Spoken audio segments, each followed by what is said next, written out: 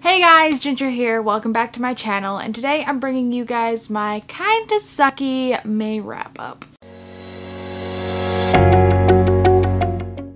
So if you watched my May TBR, you saw that I had 9 books on my to-be-read list, and 7 of those were picked out by Zach, and then 2 of those I said that I either needed to read or wanted to read. And yeah. If you didn't tell from the thumbnail, I only read 3 books. Yeah.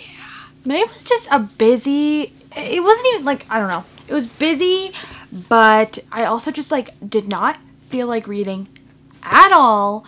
And so I didn't read that much. And like I even tried to read, guys. Like I tried.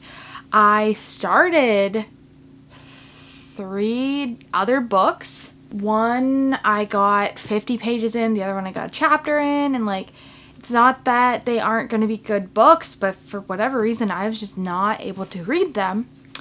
But at least I did read something this month, so I'm not going to write it off as a complete fail because I still, you know, read something. So last year in June I only read 1 book, so this is better than that, and I'm going to give myself that. So the other good thing is all these books were either 4 or 5 stars. So I mean, even though I didn't read a lot this month, at least I still got good rated ones. So that is exciting.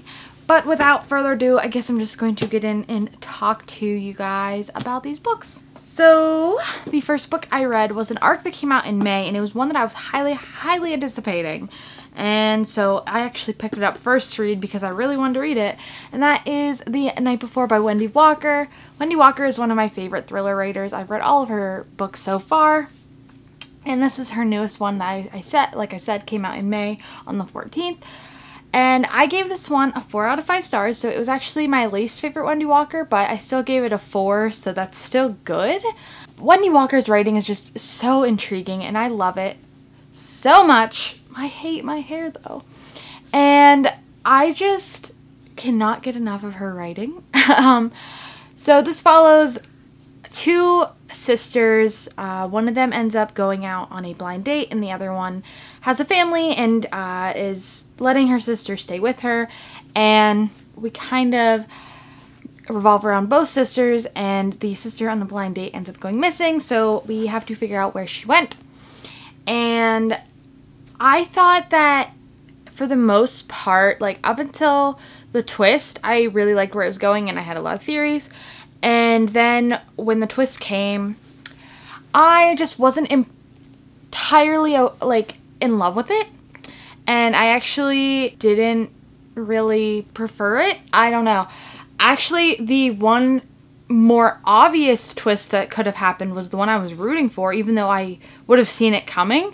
I would have preferred that twist. So the main reason that this got a 4 instead of a 5 was because of that twist ending. But other people may enjoy it because it is a little out there and wacky, and you don't see it coming. So that is the good part. But on the downside, if you're like me and you just don't like the twist, then that might deter your rating from being higher. But like I said, Wendy Walker is one of my favorite thriller writers, so I still enjoyed the journey of this, and it was a very quick read, so I would still recommend it if you are looking for a new thriller. The next book here actually comes out in June, so I read it this month so I could let you guys know about it in advance, and this one comes out June 18th. So, and there's another thriller, and that is Her Daughter's Mother by Daniela Petrova. I think that this cover is super stunning, even though it doesn't really have much to do with the book, I don't think. This follows our main character who has been not successful at being able to get pregnant, and she really wants a baby, so she is going for an egg donor pregnancy. And so we follow her going through that, and right away her boyfriend decides that he wants a break, and that kind of messes with her. And from there, things kind of start to unravel and spiral into new twists and turns, and she ends up meeting her egg donor in real life, and that is kind of where the plot surrounds itself with. So I enjoyed this book. It was super fast paced. That was something that I really was excited about, and I loved everywhere it went, and it was very domestic, and I wasn't really a fan of the main character, but the characters that the main character interacted with I really enjoyed, and a lot of the dynamics that they the friendships and the what happened to this person kind of thing. There's a missing person aspect, there's a whodunit, there's a possible cheating aspect, but like, is it really cheating, or you know? And because we are mostly focusing on our main character, I don't remember her name. Lana. Her name's Lana. Our main character, Lana, she, like I said, I didn't really like her, so I kind of was annoyed with some of the things that she was doing, and I didn't agree with how she was reacting to certain situations. But the more I thought about it after I finished the book, the more I was like, I guess this is kind of realistic. And because I am an outsider who knows all the answers already, well, not all the answers, but some of the answers already, I was annoyed that she was reacting the way she was. But at the same time, I realized that she didn't know as much as I did. So anyway, I gave this book 4 out of 5 stars as well. And that's mostly just because, like I said, I didn't really enjoy Lana a whole lot, and she was our main character. And it was not like it blew my mind away, but it was super fast paced. It was enjoyable to read. So like I said, I gave it 4 stars, and I would still definitely recommend this. It just wasn't my favorite of all time. That's all. It was still really good. And like I said, that comes out on the 18th of June. And then the last book that I read is my 5-star book of the month, and that is Scythe by Neil Shusterman. And I'm so glad that Zach picked this out for me, because I've been wanting to read it, and this gave me the perfect excuse to pick it up because Zach picked it for me. And this follows our main characters, Citra and Rowan, and they are in the world where the humans have conquered death pretty much, and the only way that a human can die is if they are gleaned by a scythe, which is pretty much the ruler of death, so to speak. And I just think that the premise of the book is awesome. How they handle humanity learning things is awesome. Citra and Rowan were both enjoyable characters, so that was good. And I just really, really enjoyed this book, and it was super fast paced, and I got through it super, super quickly.